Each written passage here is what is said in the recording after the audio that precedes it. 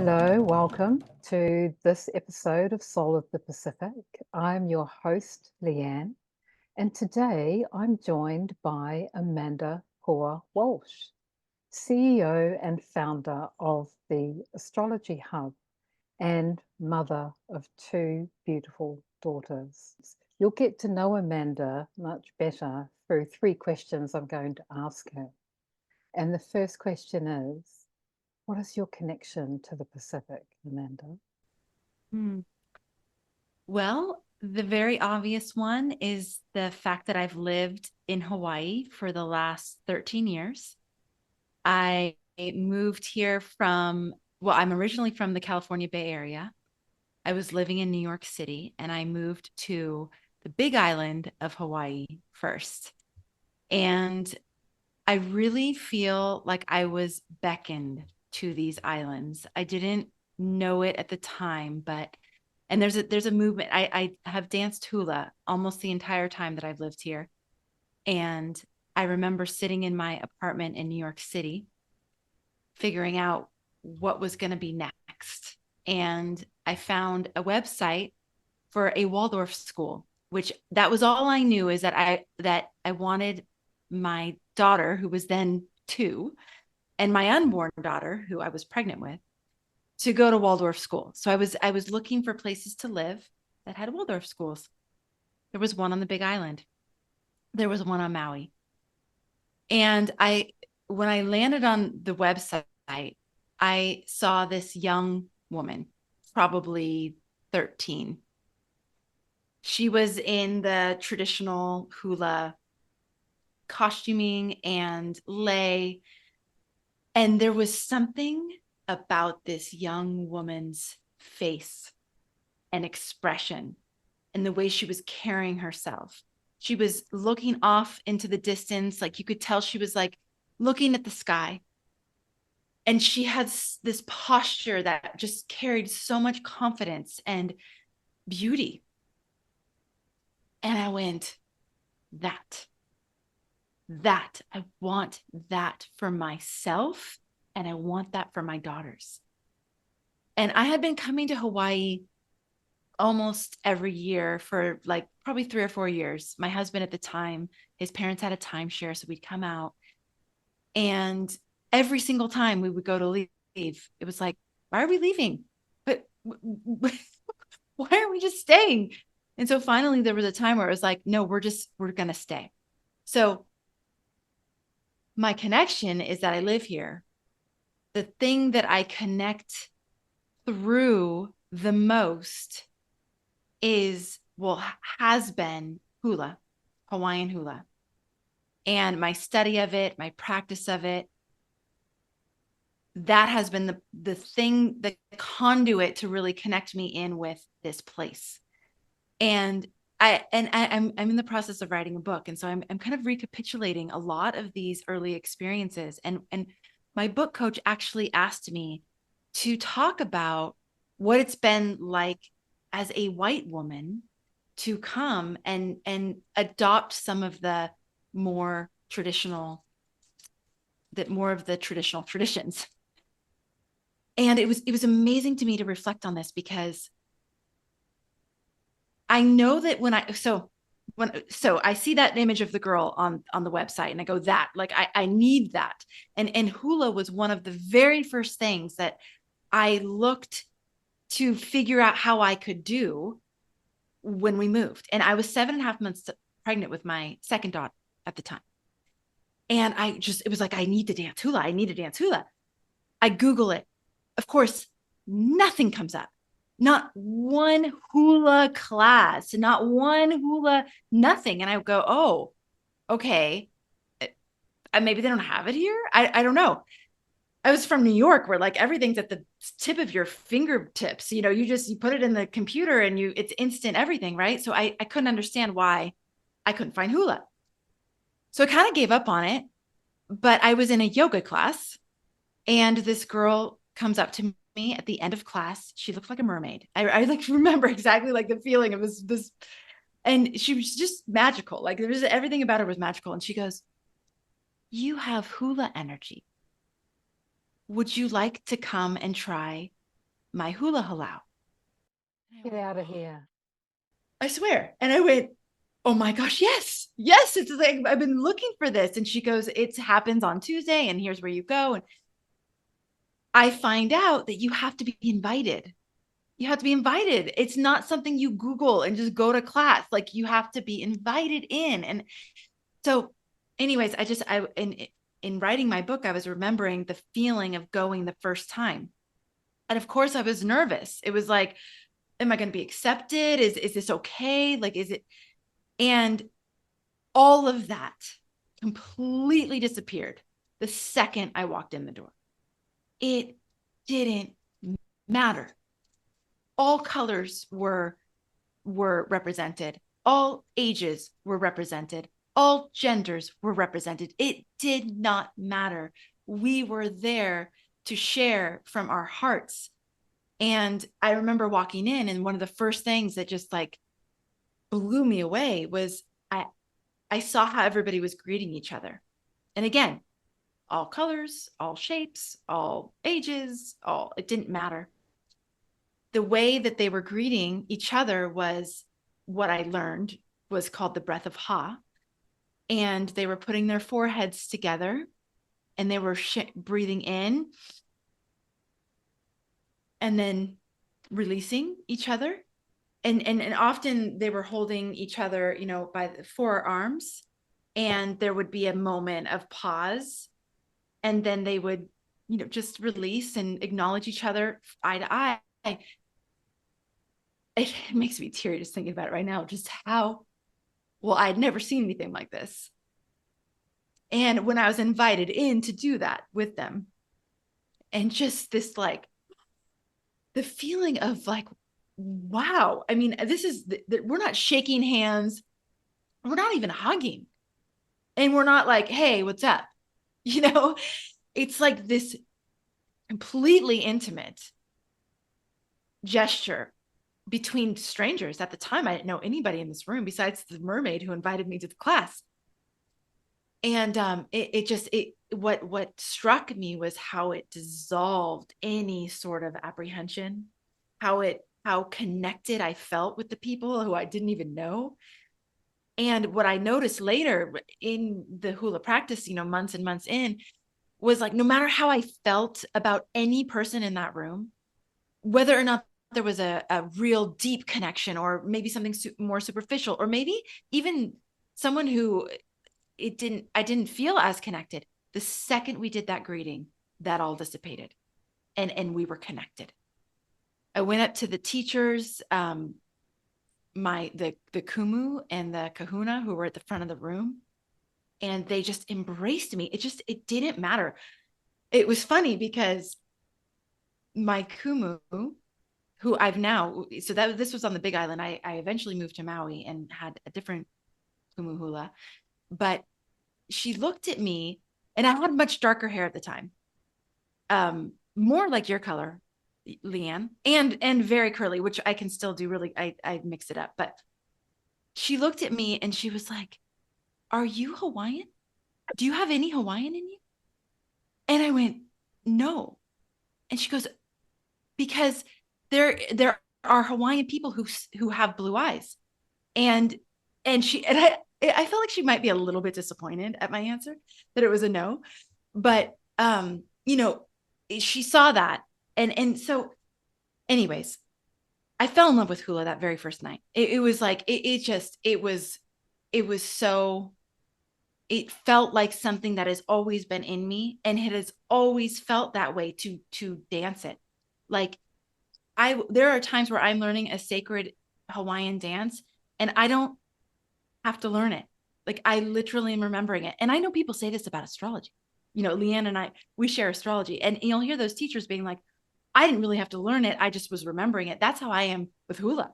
Like it was just like, I remembering it in my body, in my soul. I've danced my whole life. I danced ballet, I danced jazz, I danced tap, I did all those things. None of them ever connected me with myself this way. I always like kind of felt like I didn't fit in with ballet. I was never thin enough for ballet. Like I wasn't flexible enough for ballet. But hula was like, this is this is for me, like, this is what I'm meant to be doing with this body, you know? So that's a long story to tell you my connection to your very simple answer. So everything about being in this place has always felt like I've been here before. I've had even the kahuna that was there that night. I ended up getting to study with her.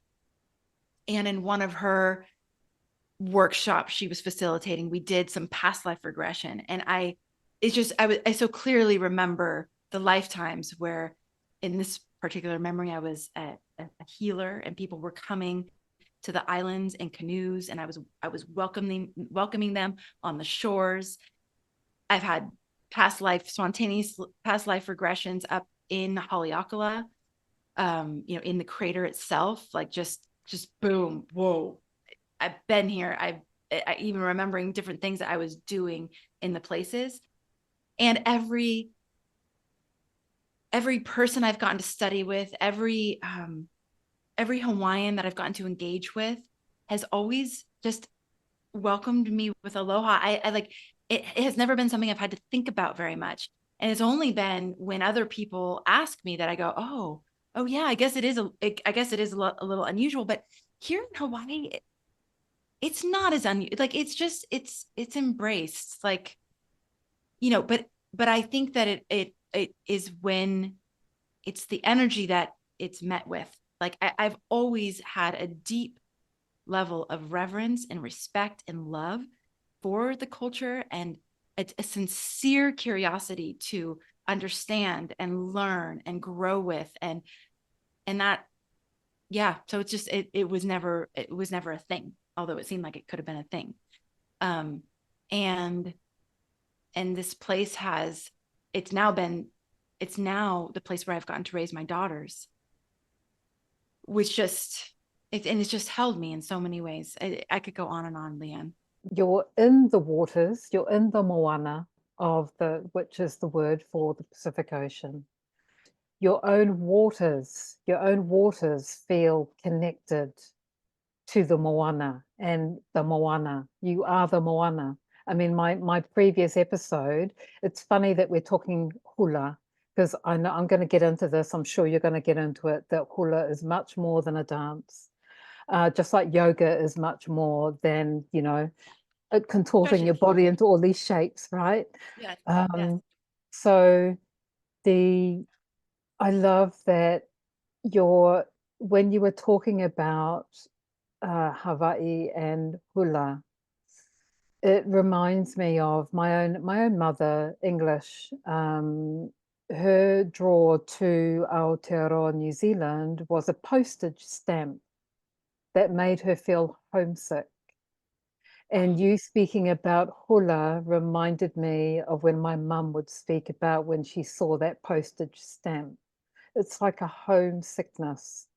And I guess I don't wish to put words in your mouth, but it's like a homecoming for you to be actually living in Hawaii.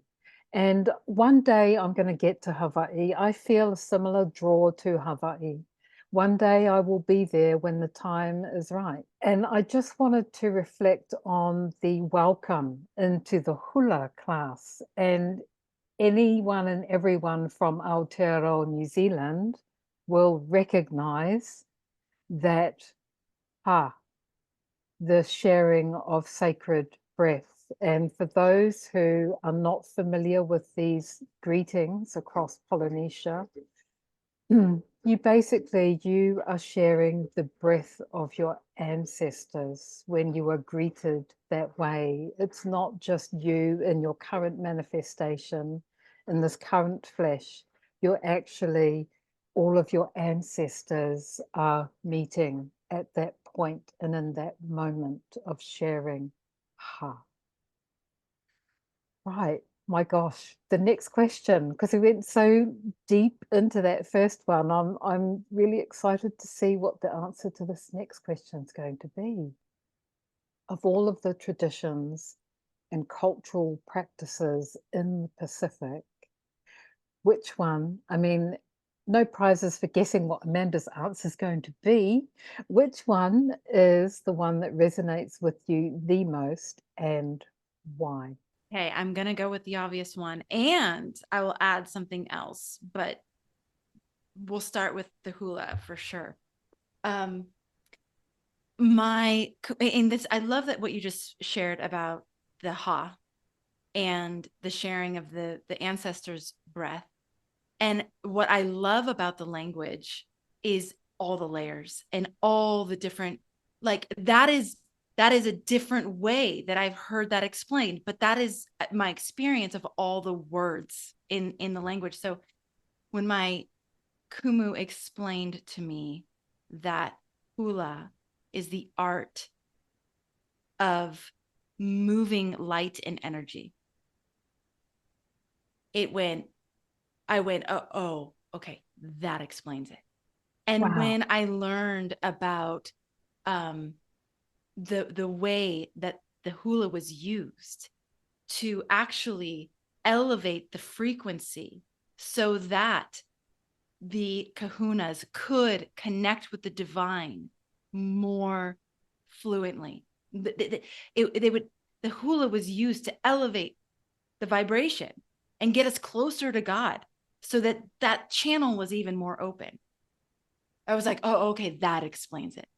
And then when I heard about the way that young men and women were chosen for the hula at an early age and not taken, I mean, I'm sure it was very like, yes, I will go into the temple to commit themselves 100% to learning this devotional dance. That would talk about homesick. It was like, oh my God, can I please go to the temple? Can I please be back there? Because that just sounds so divine, so heavenly. Like, and when I have gotten to experience what it feels like in my body, especially through some of the darkest times of my life, the hula provided like the ray of light that I would just like soak in with every cell of my body because it was a lifeline. And I had to go to hula. Like I had to be at hula because I couldn't, like my life was in such disarray that it fed my soul in a way that nothing else could. And just there's so many elements too. There's the sisterhood, which you know, getting to live in the temple and just dance hula and learn everything about it. That sounds divine. Of course, that's not the way we live right now. So my Tuesday night and my Thursday night and my preparing for performances or preparing for ceremony, that it was also is also a way for me to connect in with sisterhood and what it means to actually, because the halau on Maui, it was all women. On the Big Island, there were men as well, but just that connection that you feel when you're sharing something so sacred. And so for me, it is like you said, like yoga is not stretching and getting a yoga booty. Yoga like it's the same exact, there's so many facets to it. Even just the art of making lei and weaving in my intention and my mana into this. That's another thing that came so natural. Like I am not a crafty person. I am not an art. Like I would never think of I'm not like you, Liyanne. I'm not like naturally artistic. I'm not painting. I'm not doing anything. But lei making, oh my God. Like it is easy. It is natural. I can make gorgeous, amazing things. But it's the act of, weaving the intention and bringing my mana and harvesting. Oh my God. I love harvesting the materials that we use for the lei, and just the act of going out into the forest or going into a place where only certain things grow, and how, chanting before we enter and asking for permission and being in communion with the plants themselves. And it's a communion. The entire thing about it is a communion. So again, it's one of those answers I could go on and on about why hula. But also, and this I haven't done as much of, but I have done some, is the paddling. And because of the symbolism of celestial navigation, for me, especially with the work that I do with astrology and bringing in navigating life via the stars, there is something so deep and connected for me with that. But I haven't dedicated myself to it the same way that I have to the hula. So it's more of like a symbolic placeholder for me. And anytime I've been able to go out and do the paddling under the stars and hear the stories and just what it meant and what it means to row in the same direction and to be so synchronized and to be so in union with each other. The same in hula. Like it, I've had the honor of being able to dance solos, but also when I'm there dancing with my sisters, it's like, how connected can we be and how unified can we be? And so you're dancing, but you always have your eyes on your sisters, in front of you, behind you, on either side of you. And so there's so much beauty and in the symbolism of all of it. You may end up going a lot more out on the paddling after I share this with you. You may already be aware of it. So first of all, Amanda is a fantastic holder of space, and she calls her community Ohana, which is family. So, and it's like a family. And within that space, I shared about the tatau, the tattoo, Samoan tattoo. And one part of the tatau is what they call Tapu Lima. Tapu is like sacred, Lima is hand. It's also the word for 5. And Tapu Lima it's typically females get the hand tattoo. And it would be how they navigated. So the star position, so they would have coordinates pretty much tattooed onto the hand. Wow. They would put it up and line up stars. So that kind of tells you or gives a hint, who were the navigators? The women. Oh, wow. Wow. Do you know there's also hula specifically designed to actually convey the navigation directions and the actual directions for certain like locations and how to get there. It's built into the actual hula and the hand positions and everything. Yes. It makes complete sense to me because what Yes. better way to memorize it than through Right. song and dance? Exactly. Yes. Wow. Right. And I'm not Oh, saying exclusively that women were exclusively the navigators, but clearly they had a very pivotal role in celestial navigation of the moana. Samoa, Fiji, Tonga, that is the cradle of the Pacific, and current, accepted theory is that the actual migration to Hawaii, to Aotearoa, New Zealand, all the way out to Rapa Nui started in that cradle. Tattoo, tatau, one of the few places where it is an unbroken tradition for thousands of years is Samoa. There are other places in the moana that still do the traditional tattoo, but the unbroken tradition over thousands of years is Samoa. And when you talked about hula, also reminded me of my own experience of belly dancing. I'm saying it deliberately belly because when I would tell people that I was doing belly dancing, they'd go, ballet? And I'm like, hell no, I haven't got the body for ballet. What? No, belly dancing. Because I've always loved dancing. In the previous episode, it's funny, it's a great segue into this one because the whole subject of that was dance. And my friend Silinga, talking about that dance is just in the Samoan's DNA, and I said to him, well, that explains why I have no issue being the only person and first person on the dance floor because it's just in my DNA. So Yeah. when I was in London, again, missing dance, right? And the, traditional, because belly dancing is very, like analogous to Siva Samoa, to Hula. It's all Yeah. hips and hands and Yeah. swaying. Yes. So that drew me to belly dancing. And I feel there is, and this is going into some way out territory, but I do feel there is a connection to those ancient forms of dance from, it was called Raks Baladi and Raks Shaki, the dance of the country, and practiced by men and women.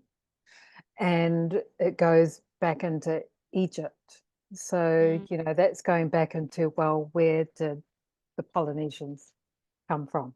And that is right. one theory. When I was just learning hula and I was 7.5 months pregnant, nothing felt better being Mm. pregnant and dancing. Not only did it feel like I would be maybe having back pain or, it's uncomfortable right at the end of pregnancy, but I felt so good after hula. My husband at the time was like, I wish you could go to hula every night because I would come home, I'd be like doing the dishes and singing. I'd be like, it was a different person after class. And supposedly both, well, one of the purposes of belly dancing was to prepare the female body for birth. And it makes so much sense to me because so I had my first daughter, I ended up having a C-section. I was very like I wasn't aware then about my options. And I thought, oh, you get pregnant, you go to the hospital, you have an epidural, you have a baby. And I ended up having a C-section. And it was a really challenging experience for me. I felt very disempowered after my first birth. And so with my second, it was like, I want to try something different because that wasn't a good experience for me at all. And so started looking at my options. Ended up deciding to have what they call a VBAC, the vaginal birth after cesarean. Found a midwife and a doula and ended up birthing at home. I went into labor in, oh my God, the story is epic. But I went into labor in ceremony in one of the geothermal ponds on the Big Island where the spring water that's heated by the volcano and the salt ocean water meet and create these pools of like, it's like these huge natural bathtubs that are just heaven. And I was in this pond with my mom, my mother-in-law, my daughter, and my husband at the time, and my doula, Kahea. And we were chanting, and the specific chant was Ehomai, which is God grant me the wisdom from above. Let it come, let it flow, let it come, let it flow. And I'm starting to go into labor as we're doing this. And so after a 12-hour, very traumatic, and then ending in C-section with the whole recovering from major surgery thing that C-section is, I ended up birthing Sophia, wisdom. God grant me the wisdom from above. Let it come, let it flow. I didn't know if I was having a boy or a girl as I'm in labor, but I knew if it was a girl, she'd be named Sophia. And it was a 4-hour, incredible, most empowering rite of passage experience birthing Sophia. And I know the hula played a significant role in just the opening and ease. Not that it was easy, but I don't want to say it was easy, but it was easeful. It was a very different birthing experience, and it was fast. It was 4 hours. So I can see those roots between belly dancing and not that it was only for birthing, but my God, like it, and I remember after I was like, I feel like all women could really benefit from doing some sort of hip connecting opening dance. And that is one of the biggest challenges most people, there's two body spots that people have a hard time with when they're learning hula. Number one is the hips. We like lock up, we store all kinds of trauma in there, and there's no fluidity there anymore. And the hands, it's very hard for people to move the hands in the way that they're meant to be moved, because again, supposedly what I've learned is that the hands are an extension of the heart. I also think the challenge most people have with moving their hands in that way is because we've closed off our hearts, because we have walls and armor and hurt. And so it's hard to make that connection, and especially to make it fluid. And so I don't even know how I got on that part, but oh, how beautiful and opening it is. I watch women go through it. People come to hula and they feel stiff, and they're having a hard time doing the movements. And eventually over time, you could see the change even that happens on their face. As everything softens, everything opens. And that is why when I remember watching all the different ages dance hula, and there'll be like, an 80-year-old beautiful elder who gets up and dances hula and becomes the most outrageously attractive, radiant, magnetic, like in her dance, and it's I've watched it over and over as women especially come to the dance and just connect with their essence and heal a lot of places that have been hardened or traumatized. You're making me so emotional, Amanda. I I knew you were going to say hips and hands, because it's the same, in Samoa. It's hips and hands. It's like water. Your Yes. hands move like water. And I didn't appreciate that. Yes, that makes so much sense, that it's a communication direct from the heart, because it's right here, Yeah. it's beautiful. And I'm glad that you brought in, and thank you for sharing the birth story, because when you mentioned hula and at what point in your life that you were drawn to move to Hawaii, and I'm thinking, oh, did your baby take you there? You were meant to be there for that experience, to have that experience. And oh my God, I know it's not easy, but if there's going to be any experience of birth, that sounds like the dream experience of birth. Let me caveat one thing. So I didn't have permission to birth in that pond. So I was in labor in there, and we were doing this ceremony. And then we went home where I had a birthing tub set up and, all that. And it wouldn't have felt right actually to actually birth her there, because those are sacred waters. I didn't, it's not the cleanest experience to be able to initiate labor. And the amazing thing about it is that we were there to do ceremony and to take pregnancy photos, because my doula, I'd run into her the night before, and she was like, have you done any photos of your pregnancy? I was like, no. She's like, why don't we do that tomorrow? Like, let's wake up early with the sun, And so I have photographic evidence of everything. We literally, those photos are some of my most cherished. Again, that's how my experience on these islands has been, where it's opened up. it's opened up. And even when I first moved to the Big Island, I wasn't so sure if it was the place for me because it wasn't what I thought it was going to be. Maui, every island, all the Hawaiian islands are very different.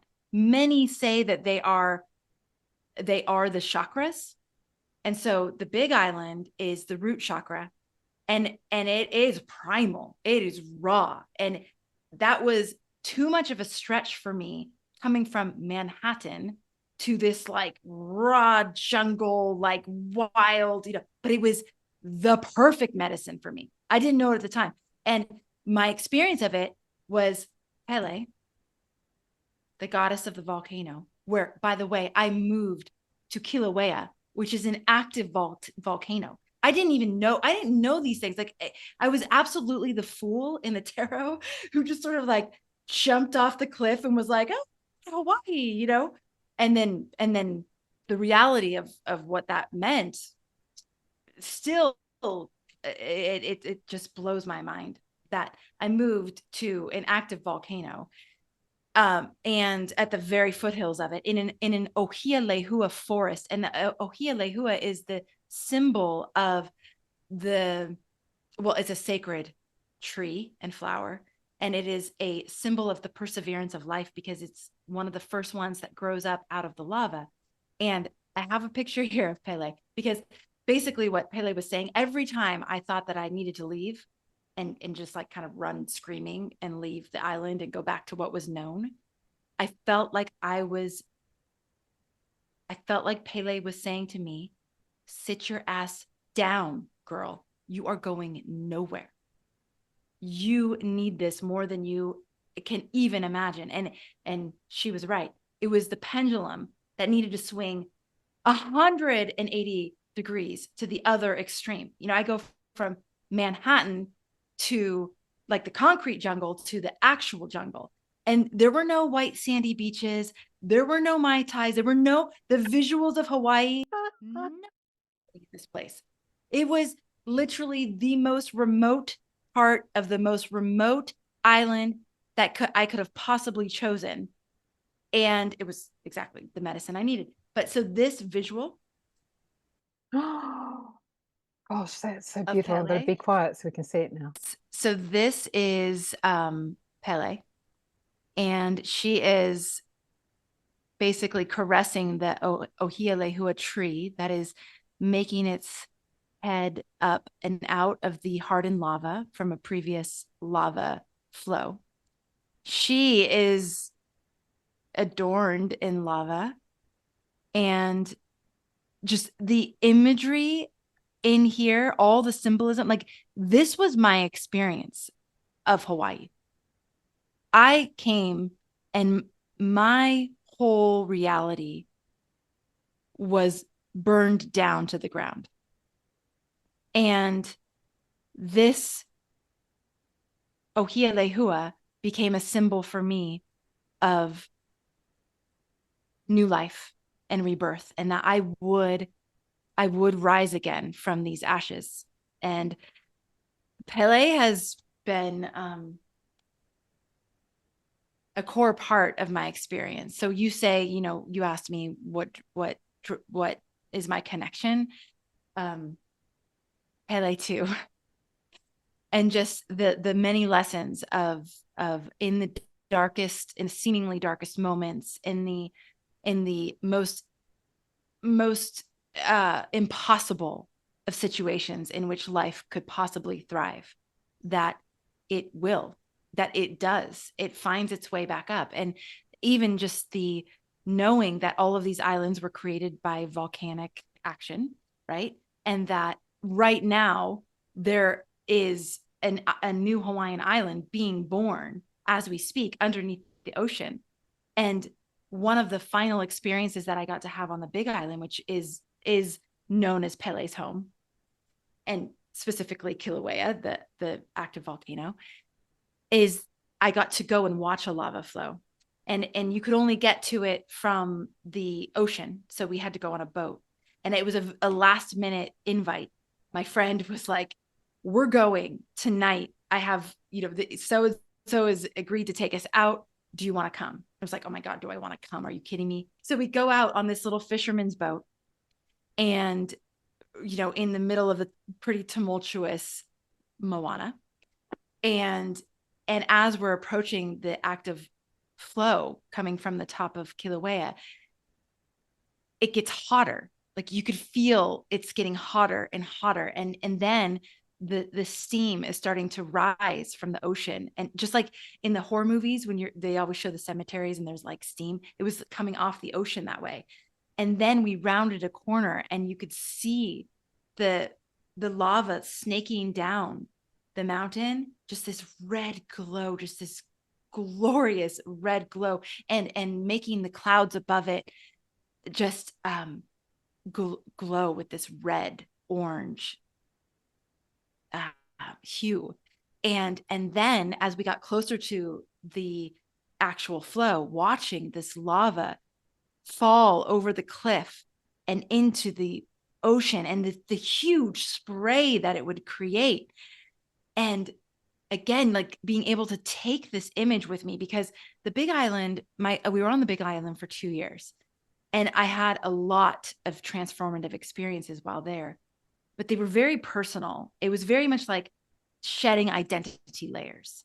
I went from like corporate successful woman in New York City running a tech company, and just having to strip a lot of that. Like no one gave a shit about that in Hawaii. Like, no one cared about my degrees. No one cared about my company and the whatever. No one cared. And so I was having to like ask the question, if I'm none of those things, who am I? Like, what am I all about? Like, what do I have to offer the world?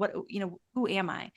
And so that was my experience there. But the real breakdown of many of the external structures that I'd built, my marriage, my financial security, my, a lot of the trappings, that all happened on Maui after the 2 years on Big Island. So that image of through the breakdown, through the death, through that destruction, new life is born, new islands are born, new foliage is born, new islands that end up being a placeholder, an archetypal placeholder for paradise. They don't only come back, but they come back better than ever, and home to these gorgeous plants and birds and people eventually. And so that symbolism, again, and this place is so alive, and everywhere is alive with, everywhere. Mother Nature is amazing everywhere. But there's been something so primal about her communication for me here that it has touched me and carried me through. I have serious envy of that experience of going to see the lava flowing into the moana. Oh my gosh. And I was having full on visceral reactions while you were describing that. Wow. Wow. And it's can sometimes be available, if Kilauea is flowing, depending on where and how. I've gotten to see several other of her flows since then, and it's always just completely profound to just be so close to the source of that, So maybe you'll get to see it someday, is what I'm trying to say. You're effectively watching Earth being born, right? You're watching land being born. Yeah. Yes. Yeah. Yes. This is going to be really super interesting now.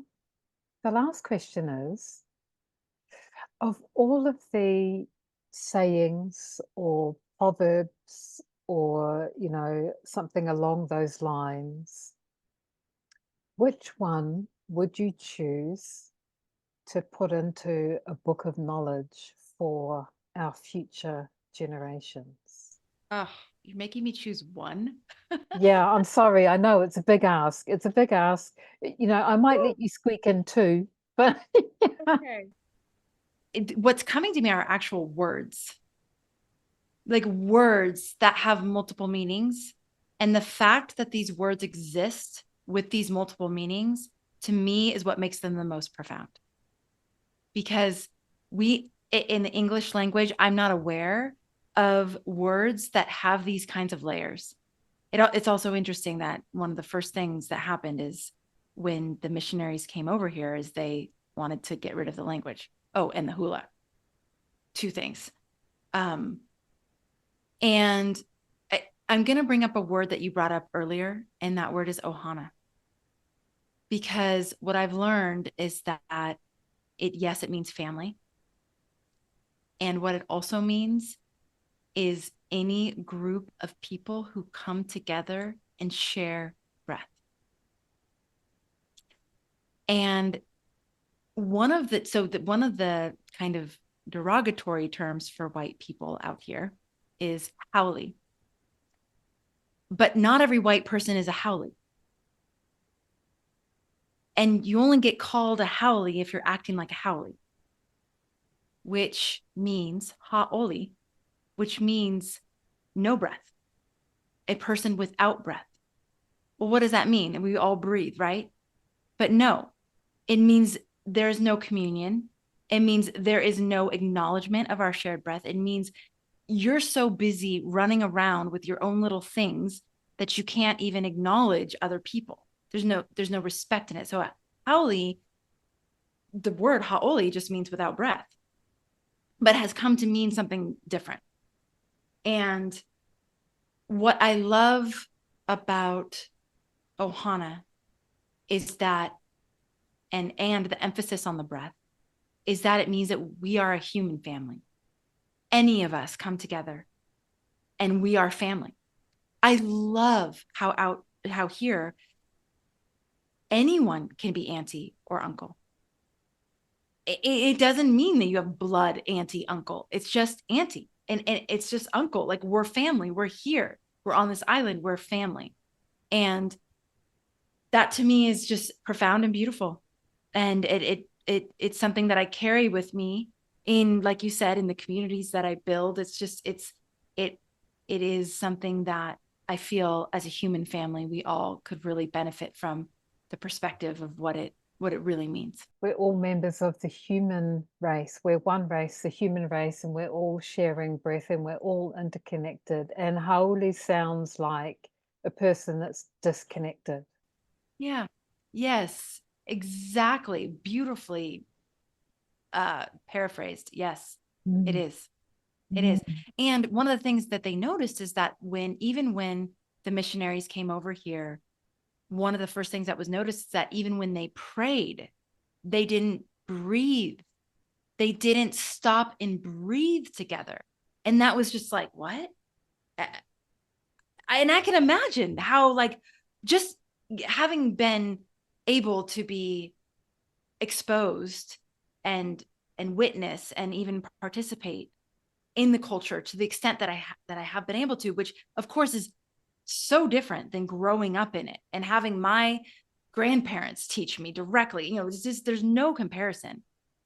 But I can even still imagine that, like, it would just be so weird that they come together, they don't breathe, they're praying to God, but they're not connected through that channel. There's no sharing of that. And I love that you have brought in the multi-dimensionality of language, because I've observed that too with the Maori language here in Aotearoa. Don't have one meaning for the word. You have like a everyday meaning for a word, and then you have all the different layers to the deeply, deeply profound meaning of a word. In Hula, that's called the kauna. So you have the, like, surface level beautiful dance that, like, someone might just be like, oh, it's beautiful, or oh wow, that was powerful, that felt like I felt that warrior energy or whatever. But then you have the layer, and then the layer, and then the layer of what it really is about. And it's kind of that thing, with eyes to see and ears to hear, it will reveal itself, the deeper resonance and meaning. But yeah, like the fact that there was like 300 something names for the wind. And I mean, what? Like, talk about a communion, talk about a relationship where you can, it's like with your lover or your children. Oh, that's that kind of smile and that kind of smile.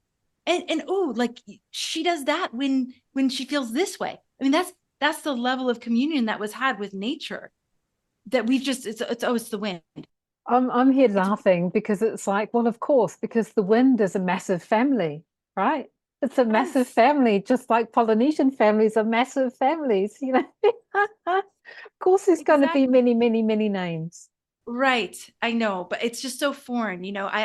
I'm grateful for the contrast I've gotten to experience in my life because for me, it has helped me it helps me cherish and acknowledge and appreciate, I think, even just that birth experience that I've had, like the contrasting birth experience of like, oh, that was me unconscious, and that was me just giving my power away. And there was another way to experience it where I brought all of my intentionality, I brought all of my awareness, and I had a very different experience. And so, the contrast of growing up, in a pretty, like, you might say, vanilla suburban mainstream America, which I loved, by the way. I loved it. I had a beautiful family. I loved my childhood. But this has just been, it's just like, wow, contrast, I think it's important for you to have both because that means you can actually walk both worlds. Yes. And I do think that part of what I came here to do is to bridge. And so having the experience it enables me to bridge people together. And that feels really important. This is a great way to underscore this conversation because you are a bridge, and you're even within this conversation, you're providing a bridge with your own experience of Amanda before, Amanda now, and Amanda who's going to be, right? All here at once. Yes. So thank you so much, Amanda. I am deeply honored and grateful. And this has been I mean, I've learned things from you sharing your experience of Hula. And I'm sure people watching this will also have learned something new from all of your experience with Hula. So thank you so much. Thank you for the opportunity. I don't get to talk about this aspect of my life very much. So I really appreciate just being able to share. It feels really, really good. Thank you. That's it for this episode, everyone. Thank you for tuning in, and see you next time for the next Soul of the Pacific. From my heart's light to yours.